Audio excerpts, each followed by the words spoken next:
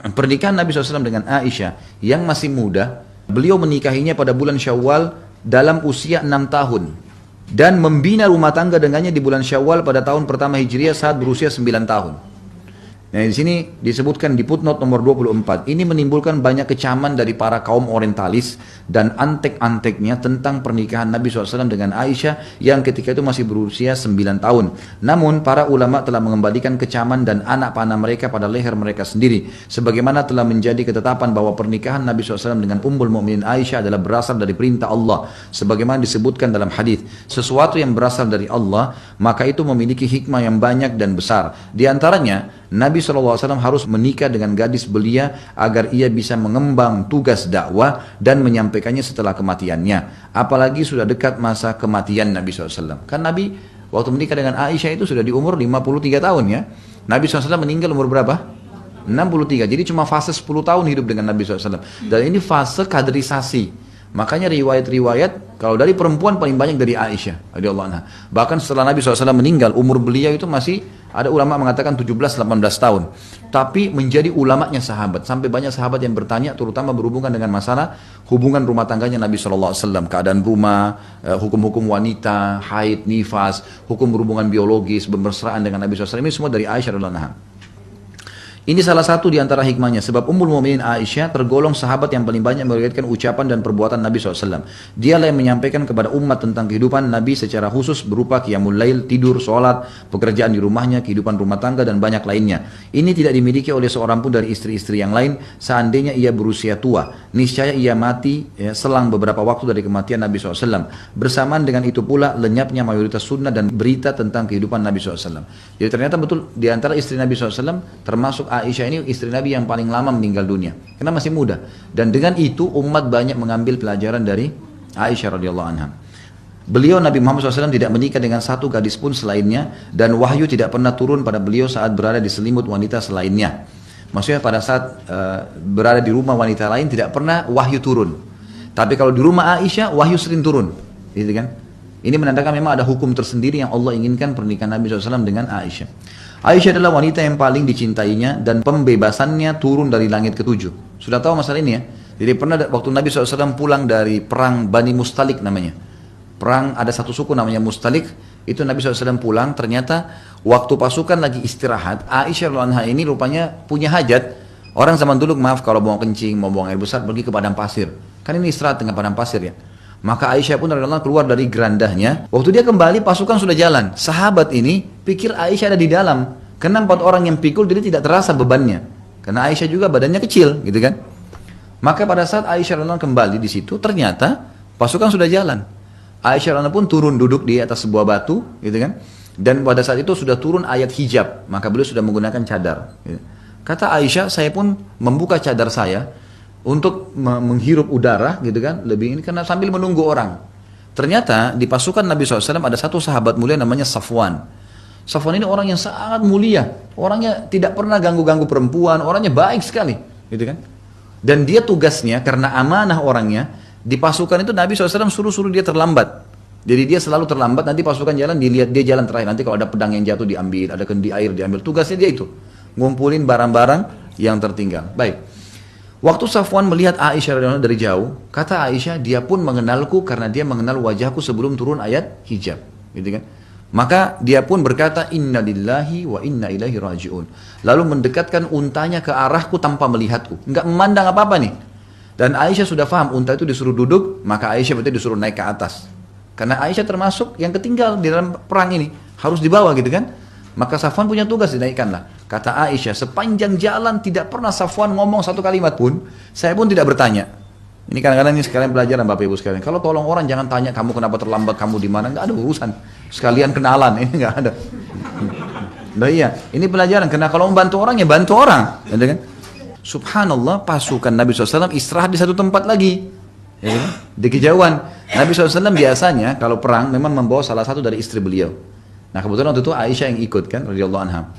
Nabi SAW biasa kalau lagi istirahat, istrinya turun dari geranda, bantu siapin makanan, layanan seorang istri kepada suaminya. Maka Nabi SAW lihat tidak ada Aisyah. Mana Aisyah? Sahabat pergi ke geranda, wahai Aisyah, Ummul Mukminin, nggak nyaut. Berapa kali nggak nyaut? Dibuka gorden nggak ada. Tersebar berita waktu itu, Aisyah ditangkap oleh musuh. Satu pasukan nih tersebar, gitu kan? Luar biasa beritanya tiba-tiba. Tidak lama kemudian sementara lagi tersebar ini, jangan sampai Aisyah diambil oleh pasukan, kita harus menyerang kembali nih dan seterusnya. Dari kejauhan, lagi siang bolong seperti ini, untanya Safwan jalan, Aisyah di atas. Safwan pegang. Ini kalau ibu-ibu nih, kalau bapak-bapak lihat pasangannya tiba-tiba begitu, di mobil ada sama orang lain. Langsung syaitannya berbicara. Padahal belum tahu masalah nih, gitu kan? Belum tahu masalah, ini gini. Maka yang paling pertama dilakukan oleh pimpinan orang munafik Abdullah bin Abi Salul, mana bisa laki-laki perempuan jalan berdua ndak zina. Langsung vonis. Tersebar itu seperti virus di dalam pasukan muslimin, Aisyah berzina sama Safwan. Tersebar berita. Ada banyak orang-orang beriman kena nih fitnah ini, gitu kan? Waktu itu Aisyah tidak tahu apa-apa nih, nggak ngerti nol, nggak tahu apa-apa. Beliau pun akhirnya bilang, saya masuk ke pasukan, sementara mata-mata orang ini semuanya pada kaget karena sudah tersebar berita nih, dan unta kan jalannya pelan dari kejauhan, berarti begitu tersebar berita itu ini makin dekat dengan pasukan makin tersebar nih. Ini kalau gosip ini luar biasa nih. Ini jangankan Nabi SAW, istri seorang ustadz selingkuh sudah heboh semua gitu. Ini apalagi istri Nabi, kacau balau semuanya. Dan ini pelajaran luar biasa Bapak Ibu sekalian. Maka yang terjadi pada saat itu, Aisyah pun berkata, saya masuk ke dalam pasukan dan ternyata terdengar oleh telinga Nabi SAW kalau Aisyah berzina sama Safwan. Dan biasanya Nabi SAW kalau ada informasi apa-apa pasti wahyu turun nih, beritakan benar atau enggak, gitu kan? Benar atau enggak. Bayangkan Bapak Ibu sekalian, waktu itu wahyu terputus sebulan, nggak ada wahyu dari langit. Bagaimana posisi bapak-bapak sekarang kalau sampai istrinya dituduh selingkuh begitu? Ya kan? Orang buru-buru mengambil langkah. Lihat pelajaran buat suami, pelajaran buat istri. Luar biasa kejadian ini, gitu kan? Maka Aisyah mengatakan, saya pun melayani Nabi SAW seperti biasa. Saya tetap ceria sampai ke Madinah, gitu kan? Tapi perilaku Nabi sudah berubah, kata Aisyah. Kalau Nabi SAW datang ke rumah saya tidak seperti biasa. Ada perubahan, dia rasakan perubahan gitu. Kayak mungkin kalau istri tahu kalau suaminya cemberut, mungkin apa, dia tahu ini ada perubahan nih. Lalu Aisyah dengan adabnya apa? Perhatikan ibu-ibu. Kalau ibu-ibu kadang-kadang lihat suaminya berubah langsung, kenapa kok berubah? Ada wanita lain ini macam-macam. Aisyah berkata, ya Rasulullah, kalau anda tidak ada hajat dengan saya. Ini lihat romantisnya dalam Islam nih. Lagi ada fitnah terjadi, ngomongnya masih santun. Kata Aisyah, ya Rasulullah, kalau anda tidak punya hajat dengan saya, izinkan saya pulang ke rumah orang tua saya. Kata Nabi SAW, baiklah. Diantar baik-baik sama Nabi SAW ke rumahnya Abu Bakar. Seperti biasa orang kalau ribut, diantar ke mertuanya. Tapi adabnya, Aisyah minta dengan baik, kalau anda tidak punya hajat. Bukan bilang, kenapa kau marah, kenapa kamu begini. Tidak. Yang terjadi Bapak Ibu sekalian, kata Aisyah, kemudian saya pun pulang ke rumah orang tua saya tetap ceria. Nggak ngerti apa-apa nih. Beliau tidak ngerti apa-apa, subhanallah, gitu kan. Sampai datang seorang wanita dari Ansar yang datang melihat Aisyah, waktu datang disambut sama Aisyah, dipeluk, ngobrol, canda kayak teman lagi sama temannya, nggak ada masalah gitu. Perempuan ini rupanya merasa prihatin, lalu dia mengatakan, wahai Aisyah, wahai anaknya orang yang terpercaya, Siddiq, apa kau tidak dengar apa yang tersebar di Madinah? Kata Aisyah, tidak, sama sekali saya tidak tahu ada apa. Mereka telah membicarakan sesuatu yang buruk tentang kamu, untuk kau di atas tunggangannya Safwan.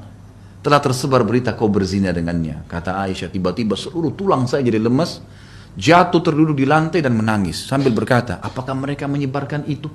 Kata perempuan tersebut, iya wahai Aisyah, mereka menyebarkan itu. Apa kau percaya? Dia bilang, tidak, saya tidak percaya. Saya tahu siapa kamu. Tapi di Madinah ini, satu Madinah sudah dua kubu nih, yang percaya dan yang tidak percaya. Kata Aisyah, saya pun menangis dan saya hanya berkata, ini sebabnya kenapa Rasulullah SAW berubah. Saya sudah mulai tahu nih. Kata Aisyah, semenjak itu saya menangis terus, gitu kan. Nabi SAW tunggu wahyu untuk memberitahukan ini benar atau salah nih, tapi sebulan gak ada wahyu. Nabi SAW coba beristihad, hari demi hari berdoa, belum ada datang wahyu. Sampai puncaknya setelah sebulan, Nabi SAW sudah pisah rumah sama Aisyah nih, gitu kan. Tapi mengunjungin iya, gitu kan. Tapi di rumah sih. Maka setelah disampaikan oleh wanita dari Ansar tadi, Aisyah sudah merasa tahu, oh ternyata ini masalahnya.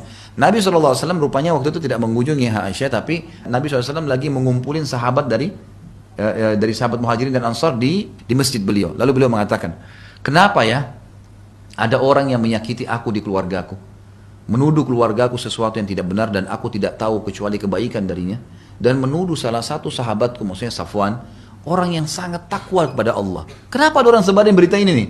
Semua orang di Madinah tahu penyebarnya adalah kepala munafik, Abdullah bin Abi Salul. Tapi adabnya Nabi, Bapak Ibu sekalian dalam Islam begitu. Kita kalau benci pun sama seseorang, jangan sebutin namanya. Nabi SAW tidak bilang, ini si fulan nih, enggak. Padahal Nabi SAW, Nabi, raja, bisa ambil keputusan pada saat itu. Mungkin kalau raja sekarang itu main hukum sembarangan saja gitu kan. Lalu rupanya sahabat ini sudah tahu nih siapa yang dimaksud. Orang ini Abdullah bin Abi Salul, kepala munafikin dari suku Khazraj namanya. Di Madinah dulu ada dua suku Arab Madinah yang nanti namanya Ansar, Aus dan Khazraj, dua suku ini. Nah, Aus dan Khazraj ini, dari Khazraj itu ada Abdullah bin Abi Salul nih, kepala munafikin yang buat fitnah. Maka tiba-tiba berdiri orang dari Aus, dari suku yang satu, mengatakan, ya Rasulullah, kami tahu siapa yang Anda maksud. Perintahkan kami tebas lehernya. Ini dari Aus nih. Berdiri satu orang dari Khazraj, dia tahu siapa yang dimaksud nih. Ini sudah mulai muncul fitnah besar, suku sama suku sudah mulai perang nih. Kata si dari orang Khazraj ini kepada Aus, demi Allah, kau tidak mengucapkan itu kecuali karena kau tahu dari suku kami. Kenapa kau berani mau tebas lehernya? Ribut nih. Berdiri lagi satu orang dari Aus, dihardik lagi yang tadi yang satu nih, yang terakhir. Dikatakan, kamu munafik, kenapa kau bela dia? Ini menyakiti Rasulullah, tebas lehernya, ribut nih. Waktu Nabi SAW lihat ribut sahabat, turun dari mimbar. Nabi diam, nggak ngomong apa-apa. Ini tambah besar fitnahnya. Sahabat pun sering ribut nih. Ini luar biasa gitu ya. Maka Nabi SAW pun menuju ke rumah Abu Bakar. Ini sekarang keputusan terakhir nih. Wahyu belum turun. Datang ke rumah Abu Bakar. Setelah salam sama Abu Bakar mertuanya, gitu kan. Kemudian beliau datangi Aisyah. Aisyah lagi nangis, gitu kan. Rupanya di sini Aisyah sudah tahu berita. Awalnya tidak seperti itu. Lalu kata Nabi SAW, ini lihat adab seorang suami pada istrinya. Kalau informasi masih simpang siur, belum jelas, apa yang harus dilakukan? Nabi SAW duduk dekat Aisyah lalu mengatakan, wahai Aisyah, dengan suara baik santun, kalau kau benar melakukannya, bertaubatlah sama Allah. Allah Maha Pengampun. Kalau kau tidak lakukan, pastikan Allah akan menurunkan pembelaanmu dari langit ketujuh. Aisyah bilang, tadinya saya lemas, nangis, berhari-hari nggak mau makan. Ini sampai malu rasanya mau keluar rumah nih. Satu Madinah tahu kalau ada berita tentang zina. Dia bilang, tiba-tiba saya punya kekuatan, saya berdiri dan saya mengatakan, ya Rasulullah, Anda pun terpengaruh dengan informasi itu. Artinya, luar biasa kalau sampai suami saya pun begitu. Nabi SAW diam. Kata Aisyah, wahai ayahku, Abu Bakar, tolonglah. Ya, jawab Rasulullah SAW. Jangan Rasulullah pun terpengaruh dengan berita itu. Saya nggak lakukan. Apa kata Abu Bakar? Ini ibu-ibu ambil pelajaran, subhanallah. Orang kalau kena fitnah, sabar, Tuhannya bersama dia. Kata Abu Bakar, wahai anakku, saya tidak tahu mau jawab apa Rasulullah. Saya tidak tahu itu benar atau tidak. Kalau saya bela kamu, kemudian kamu lakukan, saya salah. Kalau saya mengatakan kau tidak lakukan, saya tidak punya bukti. Madinah sudah fitnah, suaminya sekarang juga Nabi SAW diam. Abu Bakar pun ayahnya tidak mau bela. Dia balik ke ibunya, wahai ibuku, jawablah Rasulullah SAW. Jawab nih, ini fitnah besar. Kata ibunya sama Abu Bakar. Hai anakku, saya tidak tahu mau jawab apa Rasulullah. Saya nggak tahu ini benar atau tidak. Kalau saya bela kamu, sementara kau lakukan, saya berdosa. Tapi kalau saya tuduh kamu, saya salah. Nggak boleh. Gitu kan? Lalu Aisyah mengatakan, pada saat itu seluruh tubuh saya lebih remuk dari sebelumnya. Dan luar biasa saya merasa sudah tidak tahu harus buat apa. Sambil menangis dengan suara keras saya mengatakan, ya Rasulullah, demi Allah saya tidak akan tobat kepada Allah masalah ini. Karena saya tidak melakukannya. Saya tidak berzina, untuk apa saya tobat? Gitu kan? Lalu kata Aisyah, ya Rasulullah, saya hanya akan mengucapkan apa yang diucapkan Yaqub alaihissalam, ayah Nabi Yusuf. Pada saat Yusuf hilang, Allah menceritakan dalam Al-Quran, innama ashku bathi wa huzni ila Allah. Saya akan sampaikan keluhan dan kesedihan saya kepada Allah. Kalian semua tidak percaya, saya kembalikan kepada Allah. Pada saat Aisyah menyebutkan kalimat tersebut sambil menangis, maka Nabi SAW tiba-tiba menyudut ke sudut di sudut rumah itu. Biasanya Nabi SAW kalau begini ada wahyu mau turun. Maka beliau pun menyudut, lalu kemudian turun wahyu. Beberapa saat kemudian kata Aisyah, saya melihat Nabi SAW berkeringat, karena beliau biasa kalau turun wahyu berkeringat. Kemudian beliau mendekati Aisyah sambil berkata, berita gembira wahai Aisyah, Allah telah turunkan pembebasanmu dari langit ketujuh. Maka subhanallah, pada saat itu Bapak Ibu sekalian, Allah subhanahu wa ta'ala membela Aisyah dari fitnah tersebut dan sampai hari kiamat dikenang.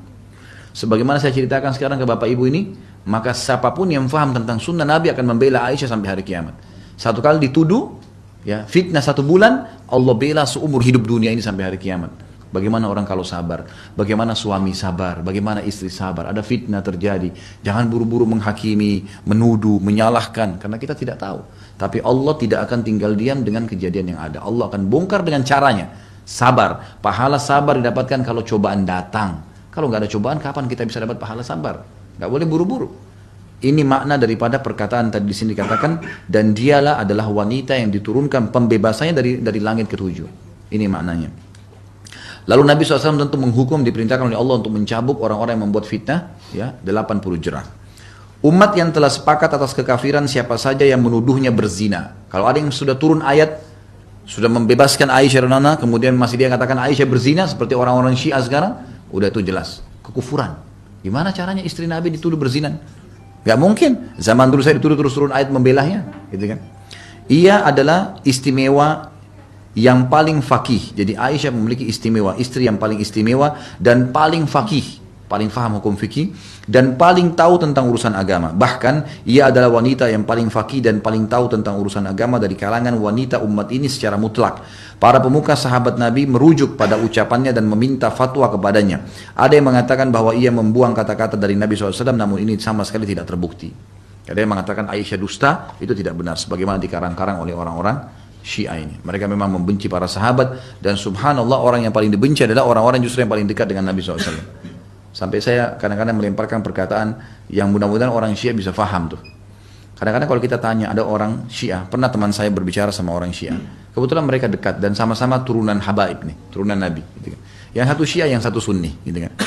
Yang Syiah, yang Sunni ini berkata kepada yang Syiah, bagaimana kabar antum? Oh baik, alhamdulillah. Bagaimana istri antum? Oh istri ana masya Allah sempurna, baik, suka layanin, tidak pernah bantah, baik. Mertua antum bagaimana? Baik, alhamdulillah, mertua tidak pernah bebani apa-apa. Kalau ada saya kasih, kalau enggak dia tidak apa-apa. Langsung si Sunni bilang, kalau begitu kamu lebih baik daripada Rasulullah SAW ya. Kamu lebih baik daripada kakek kita nih. Tiba-tiba kaget si Syiah ini, dia mengatakan kok bisa? Tentu saja Rasulullah lebih baik. Kata dia enggak, pasti kamu lebih baik. Karena bagi kamu mertua Nabi itu buruk, Abu Bakar dan Umar. Kau mertuamu baik. Berarti kamu lebih baik daripada Nabi karena istrimu lebih baik. Aisyah kamu kafirkan, kamu katakan berzina. Berarti kau lebih baik dari Nabi. Diam si Syiah ini. Bagaimana orang bisa mencaci maki Nabi SAW? Ya kan gitu. Saya saja kalau dihina mertua saya pasti marah. Gak mungkin. Berarti saya salah pilih orang dong. Gak mungkin kan gitu. Jadi ini semua pemahaman yang keliru radhiyallahu anha terhadap Aisyah radhiyallahu anha. Ini perlu diketahui.